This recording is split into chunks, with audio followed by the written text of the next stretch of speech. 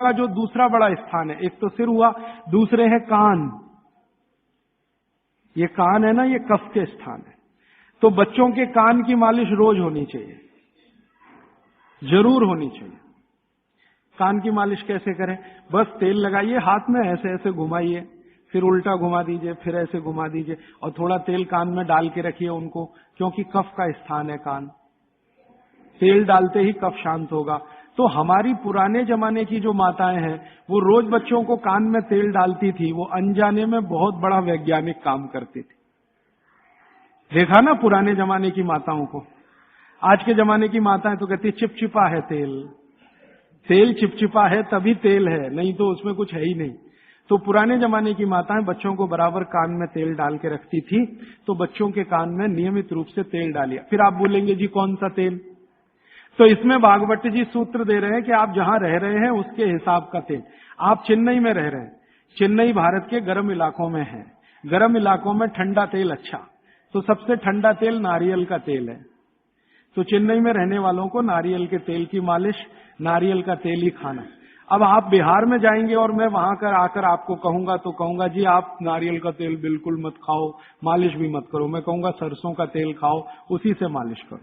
और जो आप और उधर चले गए हरियाणा पंजाब की तरफ, तो मैं ही आकर आपसे कहूंगा जी आप ये छोड़ो, आप तो जैतून का तेल इस्तेमाल करो या तिल का तेल इस्तेमाल, एरिया के हिसाब से। तो मैं आपके हिसाब से बात कर रहा हूं कि आप नारियल के तेल की मालिश भी कर सकते हैं, उसको भोजन में भी उपयोग कर सकते हैं। बच्चों की नियमित मालिश सिर की, कान की होती रहनी चाहिए। और तीसरी चीज, आंखें। आंखें जो है ना, कफ का ही केंद्र है। सबसे बड़ा कफ का केंद्र सिर, दूसरे नंबर पे कान, तीसरी आंख। आंख कफ का केंद्र है, और आंख के ज्यादा रोग, 99% रोग कफ के रोग हैं। जैसे मैंने आपको बोला ना, आंख में आप बोलते हैं कि हमको कैटरेक्ट हो गया, ये कफ का रोग है। मोतियाबिंद हो गया, कफ का रोग है। ग्लूकोमा हो गया, कफ का रोग है। आंखें लाल हो रही हैं, कफ के प्रभाव। तो आंखों की विशेष देखभाल बच्चों की, ताकि चश्मा ना लगे, अब चश्मा ना चढ़े। अब आंखों में क्या करें जी? कफ को कंट्रोल करने, तेल नहीं डाल सकते आंखों में, क्योंकि तेल और आंखों का मेल नहीं है। आंखों में हमेशा एक फ्लूइड रहता है, तेल में डालें माने तेल उस फ्लूइड में गया तो गड़बड़ करता है। तो आंखों के लिए घी ठीक है, देशी गाय का घी। तो बच्चों को नियमित रूप से देशी गाय का घी आंखों में लगा सकते हैं तो बहुत अच्छा है।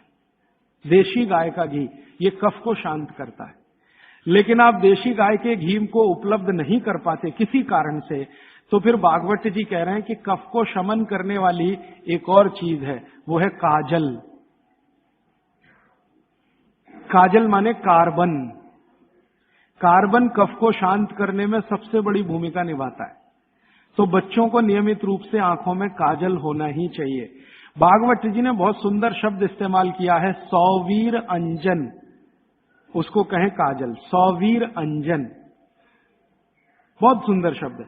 और भागवत जी इतने दयालु और कृपालु हैं कि उसकी पूरी विधि भी लिख के गए कि बच्चों के लिए जो सौवीर अंजन बनाना है वो कैसे बनेगा। उसमें इस्तेमाल होता है गाय का दूध और दारू हल्दी। दारू हल्दी देखा? जारू हल्दी, एक हल्दी और एक दारू हल्दी। तो दारू हल्दी, गाय का दूध, गाय का घी, ऐसी 5-7 वस्तुओं से बनता है। पूरी विधि किताब में है, मैं ज्यादा समय खराब नहीं करना चाहता। तो बच्चों को नियमित रूप से आंख में काजल, क्योंकि कफ को शांत करे, कान में तेल, सिर पर तेल की मालिश, ठीक है? ये 3 चीजें उनके लिए बहुत आवश्यक है। फिर आगे चलें तो खान पान उनका, कफ के प्रभाव में जो भी बच्चे हैं उनके खान पान में भागवत जी कहते हैं दूध सबसे आवश्यक। दूध, बिना दूध के बच्चों का जीवन नहीं, दूध तो उनके लिए सबसे आवश्यक। दूसरी कोई चीज उनके लिए आवश्यक है, वो है मक्खन। मक्खन, लोनी कहते हैं, मक्खन कहते हैं, लोनी। और फिर तीसरी चीज है घी, उसके बाद तेल, और उसके बाद जो भी आप साधारण चीजें खा रहे हैं। गुड़ बच्चों को बहुत ही आवश्यक है, क्योंकि कफ को संतुलित रखने में जो जो चीजें मदद कर रही हैं, घी है, देशी गाय का दूध है, दही है, मट्ठा है, मक्खन है, गुड़ है, ये सब कफ को संतुलित रखने वाली चीजें। तो ये बच्चों के भोजन में नियमित। अब गुड़ जो है ना, कई फॉर्म में खा सकते हैं बच्चे। सीधे गुड़ खा सकते हैं, गुड़ की पट्टी खा सकते हैं, चिक्की जिसको आप कहते हैं, तिल में हो तो बहुत अच्छा, मूंगफली में है तो भी चलेगा, नहीं तो चने में खा सकते हैं। तो बच्चों के डेली डाइट में ये चीजें रहनी चाहिए, गुड़ रहना चाहिए, तिल रहना चाहिए, मूंगफली रहनी चाहिए। ये सब चीजें जिनको आप महसूस करते हैं ना भारी हैं, ये कफ को संतुलित रखने में मदद करते हैं। तो भारी चीजें बच्चों को नियमित रूप से दीजिए। एक ही चीज का निषेध है, एक ही चीज का निषेध बताया भागवती जी ने, पतला आटा। अब पतला आटा उन्होंने कहा है, पतला आटा माने बारीक आटा। इसको मैं थोड़ा आज के हिसाब से कहूं, क्योंकि आज वो चीज है भागवत के जमाने में नहीं थी। मैदा, मैदा ही निषिद्ध है बच्चों को, बस मैदे की चीज नहीं। अब मैदे की चीज नहीं क्यों? क्योंकि ये कफ को बिगाड़ने वाली चीज है मैदा। बाकी चीजें कफ को संतुलित रखती हैं, मैदे की चीजें कफ को बिगाड़ेंगी। तो बच्चों को मैदे की मठरी मत दें। अब आप बोलेंगे जी मठरी मांगे तो आटे की बना के दें, मैदे की ना दें। अब मैदे का बना हुआ समोसा ना दें, तो समोसा मांगेंगे तो आटे का समोसा दें। मैदे की कचौरी ना दें, कचौरी मांगेंगे तो आटे की दें। मैदा छोड़कर बाकी चीजों के बारे में भागवत जी कहते हैं कि बच्चे आसानी से प्रभाव कफ में उसको भी पाचन कर सकते हैं। अब मालिश हो गई, भोजन हुआ, फिर नहाने के लिए कहा है, तो मालिश पहले, स्नान बाद में। हमेशा स्नान के बाद मालिश करने को मना किया है, स्नान बाद में, मालिश पहले। तो अच्छे से मालिश करिए। आप बोलेंगे जी कितनी देर मालिश करें? तो इसके लिए बहुत सुंदर बात उन्होंने कही है। बच्चों की मालिश करते समय जब उनकी बगल में पसीना आ जाए तो मालिश रोक दें। घड़ी के हिसाब से नहीं बताया उन्होंने कि 10 घंटे करें कि 20 घंटे, 40 मिनट, या समय उन्होंने बताया नहीं, क्योंकि हर बच्चे के लिए वो अलग होगा। तो उन्होंने इतनी सुंदर ऑब्जर्वेशन दिया कि जब आप मालिश कर रहे हैं, बच्चे की बगल में पसीना आ गया तो मालिश बंद करें, बगल में पसीना आते ही। और वो ये कहते हैं कि कुछ बच्चे ऐसे हो सकते हैं जिनको बगल का पसीना जल्दी ना आए, तो हो सकता है उनके माथे पे पसीना आ जाए, तो मालिश रोक दें। ठीक है?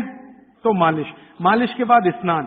स्नान के लिए भागवत जी कहते हैं कि जो भी चीजें कफ को कम करती हैं वही चीजें स्नान में उपयोग करें। अब मैं आपको बताना चाहता हूं आधुनिक बात, भागवत जी ने तो नहीं कहा। उन्होंने ये कहा कि कफ को कम करें वही चीजें स्नान में उपयोग करें।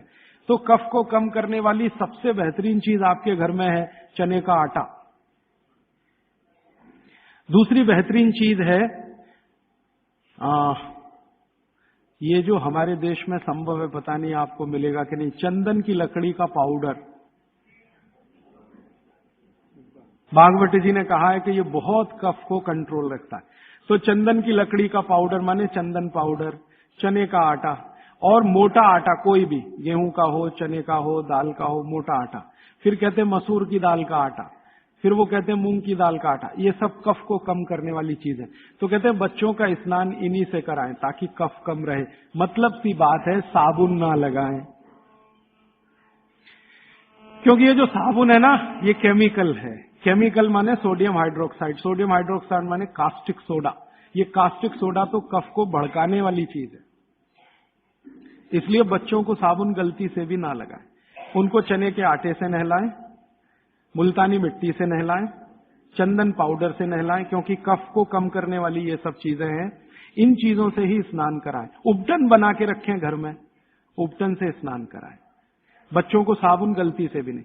और साबुन जो गलती से आप लगा रहे हैं और आंख में गया तो सर्वनाश कर सकता है आंख का, क्योंकि आंख कफ के प्रभाव में है और साबुन बहुत तीखा होता है। वो पित्त और वात के प्रभाव की चीजें हैं। तो दुश्मन मिल गए दो एक साथ, साबुन और आंखों का जल, तो तकलीफ करेगा। वैसे भी बच्चे बहुत रोते हैं साबुन आंख में लगे। तो आजकल टीवी में एक विज्ञापन आने लगा है, बिना आंसू निकालने वाला साबुन दुनिया में हो ही नहीं सकता। ये मूर्ख बनाने के तरीके हैं आपको। कोई भी साबुन आंसू ना निकाले, ये हो ही नहीं सकता, क्योंकि साबुन है ही पित्त और वात का और आंखें हैं कफ की। लगेगा तो आंखों से आंसू निकलेंगे ही। हाँ, एक ही समय में हो सकता है कि साबुन में कास्टिक सोडा सबसे कम हो, ग्लिसरीन और तेल सबसे ज्यादा हो। तो ग्लिसरीन और तेल अगर सबसे ज्यादा है तो उपटन में ही तेल मिला के नहला देना। साबुन क्यों खरीद के ला रहे हैं? 35 रुपए का आता है Johnson and Johnson baby soap, 350 रुपए किलो। 35 रुपए का 100 ग्राम 350 रुपए किलो काजू से महंगा है। काजू 200 रुपए किलो, साबुन 350 रुपए किलो। बादाम से महंगा है, बादाम 300 रुपए किलो, साबुन 350 रुपए किलो।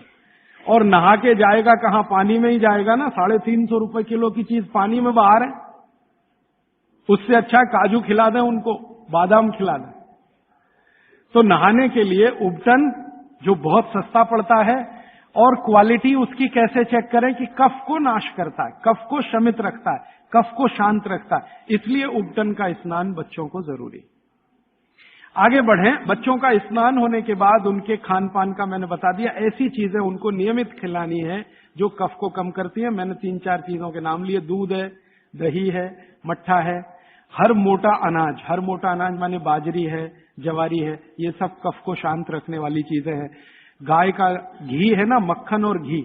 मक्खन ज्यादा अच्छा है बच्चों को बनिस्बत घी के, क्योंकि मक्खन कफ को शांत रखने में मदद करता है। तो मक्खन ज्यादा से ज्यादा उनके भोजन में रहे, और बाकी सब चीजें दाल चावल जो भी आप खाते हैं अच्छा।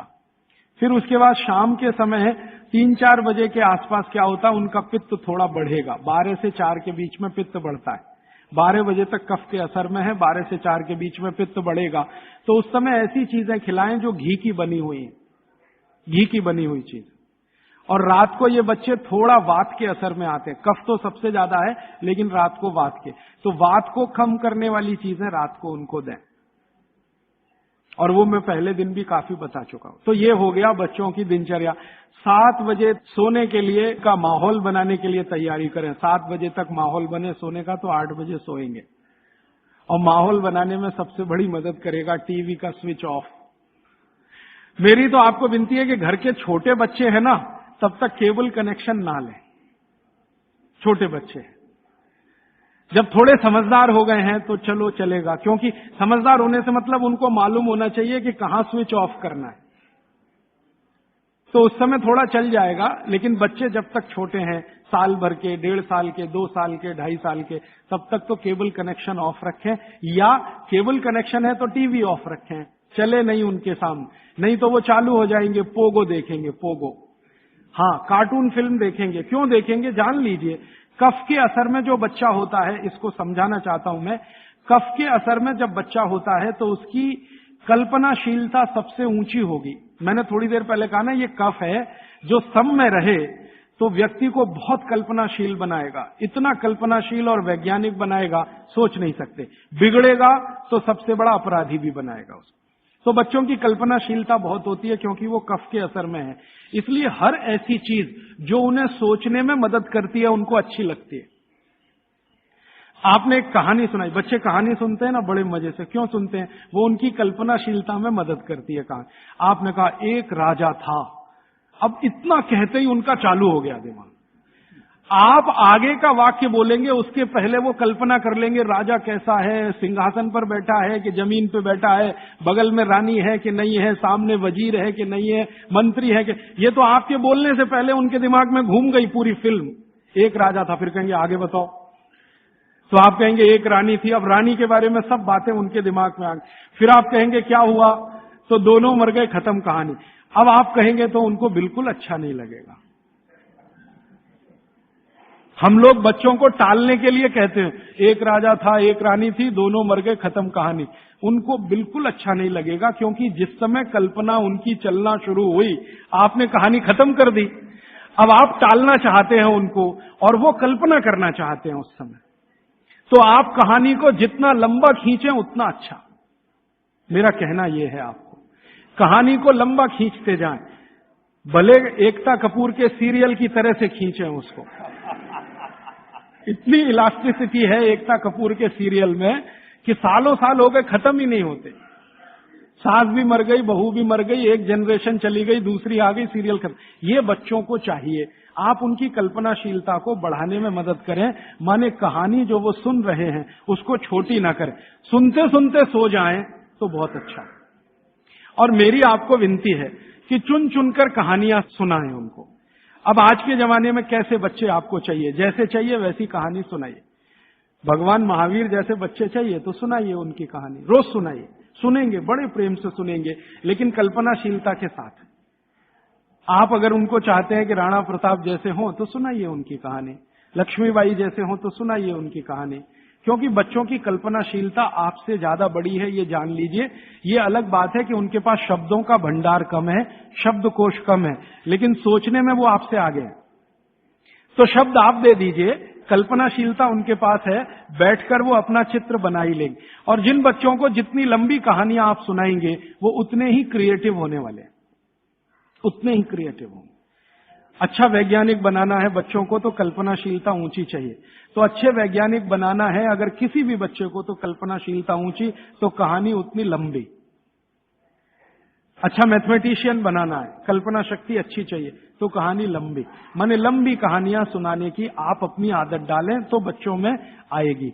वो कहानी सुनने में इतने मगन होते हैं, फिर उनको टीवी की जरूरत नहीं है, न पोगो की जरूरत है, न कार्टून नेटवर्क की कुछ जरूरत नहीं। आप अगर सुना रहे हैं उनको कहानी जिसमें उनकी कल्पनाशीलता रम रही है तो वो बहुत जरूरी है। और फिर मेरी एक छोटी सी आखिरी बात, क्योंकि दूसरी बात के लिए समय कम पड़ रहा है, कि जब बच्चे आपसे कोई सवाल करें तो जान लीजिए वो अपनी कल्पनाशीलता को बढ़ाना चाहते हैं, तब सवाल कर रहे हैं। तो उनके सवाल का जवाब ईमानदारी से दें।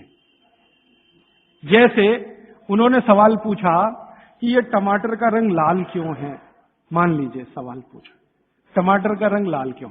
अब आपको मालूम नहीं है कि टमाटर का रंग सच में लाल क्यों है, तो आप उनको कुछ उल्टा सीधा मत कहें, भगवान ने कर दिया है, ऐसा हो गया है, वैसा हो गया है। आप उनको ईमानदारी से कहें, देख भाई बेटा या बेटी, मुझे अभी मालूम नहीं है कि टमाटर का रंग लाल क्यों होता है, मैं कल पता करके बता दूंगा या परसों पता करके बता दूंगा। बच्चे जब सवाल पूछ रहे हैं तो उनकी कल्पनाशीलता की पूर्ति के लिए पूछ रहे हैं, आप उनको कभी भी गलत जवाब तो दीजिए ही मत। वो कह रहे हैं जी ये चंद्रमा क्यों चमक रहा है सफेद सफेद, और तारे क्यों चमक रहे हैं, और सूरज लाल क्यों दिख रहा है या पीला क्यों दिख रहा है, या ये पत्ते हरे क्यों हैं, ये पीले हो जाते हैं तो ये हरे से पीले कैसे हो गए। ऐसे सवाल वो पूछेंगे, उनके उत्तर पूरी ईमानदारी से दीजिए। तो इसका माने आपको पढ़ना ही पड़ेगा, बिना पढ़े आप उत्तर दे नहीं सकते। और जो आपने कोशिश की उल्टा सीधा, तो थोड़े दिन में जब उनको सच्चाई पता चलेगी तो आपका आदर वो बिल्कुल नहीं करेंगे। उनके गुरुजी ने बता दिया कि ये पत्ता हरा इसलिए था और टमाटर लाल इसलिए हो गया और चंद्रमा इसलिए चमकता है, सूरज इसलिए पीला दिखाई देता है। जैसे ही उनको पता चलेगा तो आपकी इज्जत तो 2 कौड़ी की हो गई उनके सामने। वो आपको कहेंगे जी आपने गलत बताया, मेरी टीचर ऐसा बोलती है। तो आपसे हटकर वो टीचर की तरफ चला गया, और टीचर की तरफ गया तो समझ लो बच्चा आपके हाथ से ही गया।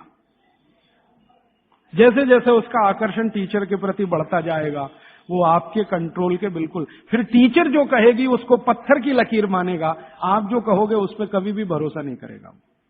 इसलिए मैंने थोड़ी देर पहले कहा बच्चों को बड़ा करना दुनिया का सबसे मुश्किल काम।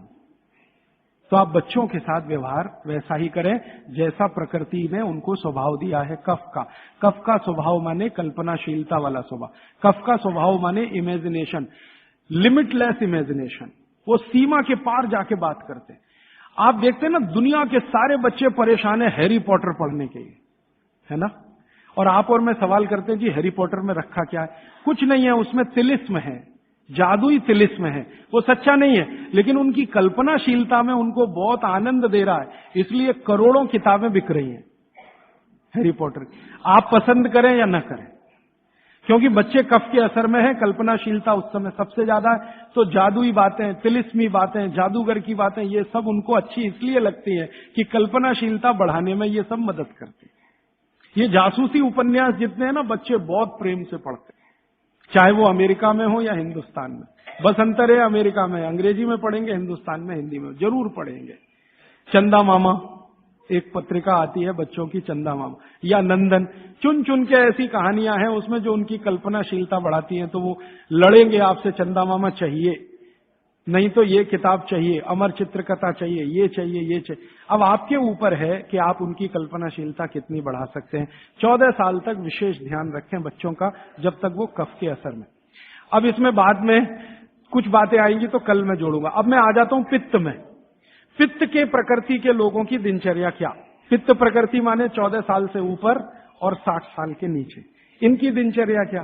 पित्त प्रकृति के लोगों को कफ का असर कम हो जाता है, पित्त थोड़ा बढ़ता है, वात उनके पास कम ही रहता है या बिल्कुल नहीं रहता। अब पित्त प्रकृति के लोगों को ज्यादा सोना जरूरी नहीं है, उनका पित्त है, कफ तो ऐसे ही शांत है, तो ज्यादा सोना जरूरी नहीं। माने पित्त प्रकृति के लोग अगर 8 घंटे सो रहे हैं, 7 घंटे सो रहे हैं तो भी चलेगा। न्यूनतम नींद कितनी होनी चाहिए? आप कहें पित्त प्रकृति के सब लोगों को जिनकी उम्र 14-15 साल से लेकर 60 साल है, इनकी कम से कम नींद 8 घंटे की रहे तो अच्छा है। लेकिन इससे भी कम रह सकती है क्या? 7 घंटे हो सकती है, लेकिन उसके लिए थोड़ा प्रयास करना पड़ेगा। 6 घंटे भी हो सकती है, 6 से कम नहीं और 8 से ज्यादा नहीं, ऐसे मान लीजिए। तो पित्त प्रकृति के लोगों को 6 घंटे से कम नहीं सोना, 8 घंटे से ज्यादा नहीं सोना। अब उसके हिसाब से दिनचर्या तय करिए। तो 8 बजे सो जाएं, मान लो आप भी ऐसे ही माने। भागवत जी कहते हैं सूर्यास्त के 2 घंटे बाद सो जाएं, बच्चे भी बड़े भी। तो 8 बजे आप सो जाएं, तो 8 से 8 4 बज गए ना, 4 बजे उठें। आपके लिए उठना बहुत जरूरी है। ब्रह्म मुहूर्त में पित्त प्रकृति के लोगों का उठना बहुत आवश्यक है। बच्चे ना उठें तो चलेगा, आपको तो उठना बहुत जरूरी है। क्यों? अगर आप 4 बजे उठते हैं तो अगला पूरा दिन आपका बहुत बेहतरीन और व्यवस्थित है, और 4 के बाद उठेंगे तो पूरा दिन डिस्टर्ब है। क्यों? क्योंकि जो जो करना है आपको वो 4 बजे से लेके ही शुरू होगा। 4 बजे उठे, आपने पानी पिया, जो मैंने पहले ही बता दिया, ऊषा पान जिसको कहते हैं। फिर शौच आदि के लिए आप गए, 10-15 मिनट मान लीजिए उसमें गया। फिर बाहर आप निकले, दंत धावन शब्द इस्तेमाल किया, दंत धावन करें माने दांत साफ करें। अब दांत साफ कैसे करें? पित्त प्रकृति के लोगों को हमेशा दांत ऐसी चीज से साफ करना जो कषाय हो, स्वाद में तिक्त हो। स्वाद में कषाय समझते हैं? कड़वा, जो स्वाद में कड़वा है और तिक्त है, ऐसी चीजों से आपको दांत साफ करना है, क्योंकि प्रकृति आपकी पित्त की है। तो पित्त को कम करना, कंट्रोल करके रखना, ये कषाय और तिक्त स्वाद की चीजों से ही होगा। तो इसका मतलब ये है कि आप नीम का दातुन करें, जो कषाय भी है, तिक्त भी है। भागवत जी ने कॉलगेट के लिए मना किया है। कॉलगेट था ही नहीं तो लिखा भी नहीं है उन्होंने कहा कि आप नीम का दातुन करें। और नीम से भी अच्छा एक दातुन उन्होंने बताया, मदार। मदार समझते? मदार का एक पेड़ होता है, वो कहते हैं नीम से भी अच्छा है, क्योंकि वो और ज्यादा कषाय है और ज्यादा तिक्त। फिर एक है बबूल, फिर एक है अर्जुन। अर्जुन की छाल आपने पिया ना, अर्जुन की दातुन भी होती है। तो ऐसे 12 वृक्ष उन्होंने बताए हैं, नीम है, मदार है, अर्जुन है। फिर ये जो होता है ना आम, बबूल है, आम है, अमरूद है, ऐसे 12 वृक्षों का उन्होंने वर्णन किया है कि इनकी दातुन ही करना, इसके आगे 13वें वृक्ष की नहीं।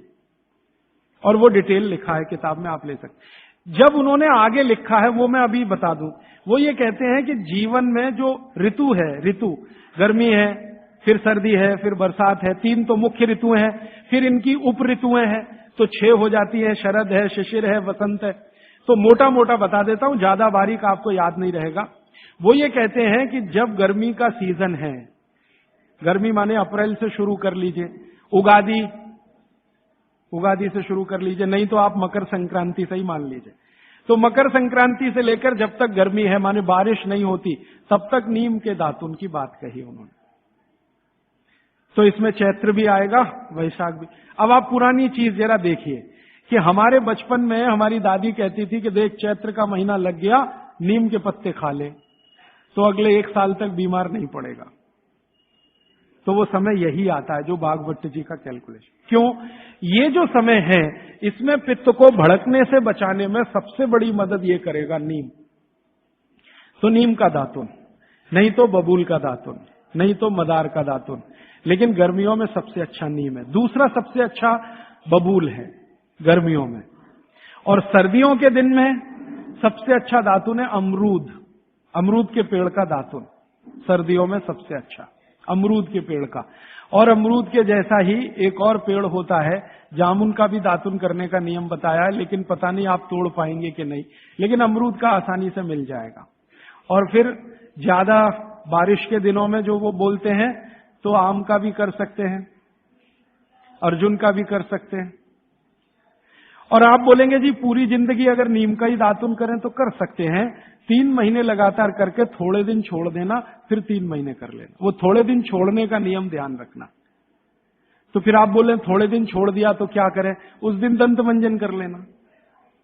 दंत मंजन के लिए वो ये कहते हैं कि आप जिस एरिया में रह रहे हैं वहां का तेल, और जिस क्षेत्र में रह रहे हैं वहां जो उपलब्ध लवण माने नमक, और जिस क्षेत्र में रह रहे हैं वहां की उपलब्ध हल्दी, ये तीनों मिलाकर आप पाउडर बना के दांत पे घिस सकते हैं। ये बहुत अच्छा दंत मंजन उन्होंने माना। दूसरा दंत मंजन उन्होंने बताया है गाय के गोबर को सुखाकर जलाएं, उसकी जो राखी है उसमें थोड़ा कपूर मिला दें, थोड़ा सेंधा नमक मिला दें, बहुत अच्छा दंत मंजन। तीसरा वो कहते हैं कि जो त्रिफला चूर्ण मैंने बार बार आपको बोला, त्रिफला चूर्ण है तो इसको बारीक पीसें, दंत मंजन के लिए बारीक पीसना और खाने के लिए मोटा पीसना। तो बारीक त्रिफला चूर्ण, थोड़ा सेंधा नमक, बस मिला के दांत पे घिसें तो ये दंत मंजन। ऐसे 8-10 तरह के दंत मंजन है, 12 किस्म की दातुन है। तो आप ये जरूर करें, माने टूथपेस्ट बंद करें। अब क्यों करें टूथपेस्ट बंद? भागवत जी और आधुनिक विज्ञान को जरा जोड़ता हूं। आप पित्त के असर में हैं, जान लीजिए। सुबह सोकर उठेंगे तो मुंह में पित्त ही भरा हुआ है, लार जिसको आप कहते हैं। अब ये असर ज्यादा है तो इसको कंट्रोल रखना है आपको, तो इसलिए कहा ये दातुन अच्छी है। लेकिन अगर आप ब्रश कर रहे हैं, पेस्ट कर रहे हैं, तो क्या है उसमें? चीनी है, चीनी है ना, शुगर है। अब वो सैक्रीन के रूप में है या किसी भी रूप में शुगर है, और शुगर और पित्त का झगड़ा है। तो सुबह उठते ही अगर आप पेस्ट कर रहे हैं जो मीठा है तो सर्वनाश है। मीठा ब्रश माने मीठा पेस्ट पित्त में मिलाएं तो पित्त को तो बिल्कुल खराब करेगा ही, और मुंह को भी खराब करेगा। क्योंकि सुबह का मुंह आपका मीठे के असर में आया, मीठे के असर में, तो 101% चांसेस हैं कि आपके दांत खराब होना जल्दी शुरू हो। और मेरा ऑब्जर्वेशन है कि जो ज्यादा पेस्ट कर रहे हैं उन्हीं के दांतों में कीड़े सबसे ज्यादा लग रहे हैं। कीड़े लगना माने दांत खराब होना। आप बंद करिए, ये अच्छा नहीं, विज्ञान के हिसाब से बहुत खराब, और धर्म के हिसाब से तो और भी खराब है। मैं कई बार यहां बोल के गया हूं, सभी कॉलगेट, क्लोजअप, पेप्सोडेंट जैसे टूथपेस्ट मरे हुए जानवरों की हड्डियों से बन रहे हैं। जैसे कॉलगेट बन रहा है मरे हुए सुअर की हड्डियों से। ये प्रयोगशाला में प्रयोग करके हम प्रमाणित करने के बाद बोल रहे हैं आपसे, क्योंकि मैं जानता हूं सामने वाली कंपनी मेरे खिलाफ केस कर सकती है। फिर भी मैं बोल रहा हूं कि कॉलगेट बन रहा है मरे हुए सुअर की हड्डियों से, पेप्सोडेंट बन रहा है मरी हुई गाय की हड्डियों से, क्लोजअप और फॉरहंस बन रहे हैं बकरी और बकरे की हड्डियों से। और अगर आप शाकाहारी हैं, चुस्त जैन हैं और सवेरे सवेरे हड्डियों को घिस रहे हैं, तो कहां धर्म पालन हो रहा है? और आप तो जैन हैं तो इतना जान लीजिए कि प्रत्यक्ष हिंसा का जितना पाप है ना, परोक्ष हिंसा का पाप भी उतना ही है। तो किसी कंपनी ने आपके लिए बनाया टूथपेस्ट, माने उसने मारा जानवरों को, उसमें से निकालने के लिए हड्डियां आपके लिए बनाया, तो पाप आपके ऊपर उतना ही है जितना उस मारने वाले के ऊपर है। तो कसाई का पाप अपने सिर पे क्यों लेना? तो क्यों ये कॉलगेट, क्लोजअप बंद कर दीजिए, दातुन पे आइए, नहीं तो दंत मंजन। आप कहेंगे चेन्नई में दातुन नहीं मिलता, नहीं मिलता तो दंत मंजन बताया उन्होंने, वो आप बना लीजिए, तरीका मैंने बता दिया। सभी ऋतुओं में एक दंत मंजन वो कहते हैं कॉमन है, त्रिफला चूर्ण का दंत मंजन किसी भी ऋतु में किया जा सकता है, तो आप उसका ध्यान रखिए। अब आपने दांत वात साफ कर लिए, अब आपकी आगे की जो दिनचर्या है वो कैसी होगी? आपको जो है ना, पित्त प्रकृति के लोगों को मालिश भी करना है, व्यायाम भी करना है। बच्चों के लिए तो सिर्फ मालिश है, आपके लिए मालिश भी है, व्यायाम भी है। तो अब आप में कई बार कंफ्यूजन ऐसा होगा कि व्यायाम पहले करें कि मालिश पहले करें। तो भागवत जी ने क्लियर कहा है कि वात के जो रोगी हैं उनको मालिश पहले, व्यायाम बाद में। और पित्त के जो रोगी हैं, रोगी से मतलब आप पित्त के असर में हैं, तो व्यायाम पहले, मालिश बाद में। तो आपको व्यायाम पहले करना है, मालिश उसके बाद करनी है। अब आप पूछेंगे कितना व्यायाम करें? तो आपके लिए भी नियम वही है कि जैसे ही आपके बगल में पसीना आया, व्यायाम रोक दें। जैसे ही बगल में पसीना आया, व्यायाम रोक दें, उसके आगे व्यायाम ना करें। पसीना आया, व्यायाम रोक दें। वो 10 मिनट में आए तो, 20 मिनट में आए तो, 25 मिनट में आए तो, 40 मिनट में आए तो, 1 घंटे में आए तो, आपके शरीर के हिसाब से ध्यान रखिए। इससे ज्यादा व्यायाम करने की कोशिश ना करें। अब वो कहते हैं सबसे अच्छा व्यायाम क्या? सबसे अच्छा, तो आप कहेंगे जी दौड़ना, तो भारत के हिसाब से ये सबसे अच्छा नहीं है। भारत के हिसाब से। भारत के हिसाब से ये दौड़ना बिल्कुल अच्छा नहीं है, क्योंकि दौड़ते समय वात बहुत